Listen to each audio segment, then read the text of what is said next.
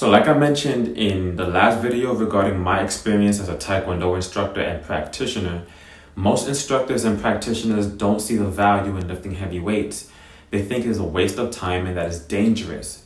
They're telling me that lifting heavy weights makes you slower, stiff, cramped up, etc. In most of these cases, it's just a misunderstanding of how the body works, why people are saying those things. And they may also be listening to their favorite action star who also doesn't understand how the body really works. Some also say it's dangerous to lift heavy weights, but the truth is, it's dangerous not to lift heavy weights. The first adaptations that I talked about yesterday were neural adaptations, how your body gets stronger despite putting on little to no muscle. Today's second part of the 3-part series will talk about connective tissue adaptations, specifically how your bones benefit from heavy lifting. You see, everyone, or at least almost everyone, they think that once you reach a certain age, a decrepit lifestyle is inevitable, and that involves pain everywhere. Not being able to run without pain, jump without pain, kick without pain. You get the idea. But when we lift weights, we offset or vastly delay the onset of things like osteoporosis and osteopenia. 2 bone weakening disease that makes it easier for us to fracture our shin bones, break our hips, necessitating hip replacements, putting us on profile, etc.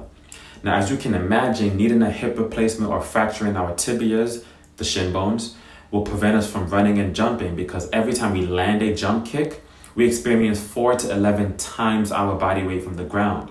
When our feet land from jogging or running, we absorb 2 to 5 times our body weight. And that shock can travel up the kinetic chain of our body. So if your bones can't handle those forces, what do you think is going to happen? Good thing is that we have the power to get in front of osteoporosis and osteopenia, hip fractures, etc. Now, some people think that this is a problem for people more advanced in age. But did you know that our bone mineral density peaks at only 30 years old? 30 is still young. I mean, if you ask an 18-year-old, they'll probably say 30 is old. But 30, the earlier we can start increasing the density of our bones, the better. So here's what I want you to do, or at least what I recommend. Start lifting weights that doesn't allow for more than 10 reps to be lifted in a set. Now why? Because in the scientific literature, heavy weights are considered 10 rep max and lower. So if it's something that you can lift more than 10 times, it doesn't benefit your bones as much. Now, what types of exercises should you do? Structural exercises. These exercises directly or they indirectly load your spine and your hips. So exercises like the deadlift and its derivatives, the squat and its variations, etc. Now, this isn't the only thing that is responsible for healthy bones, even from a training perspective. And you still have to approach this intelligently to reduce the risk of training.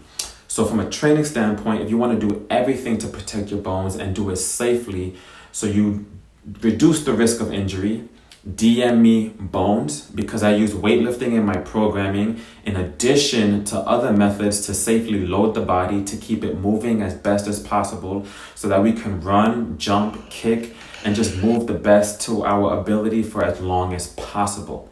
Until next time, gotta go.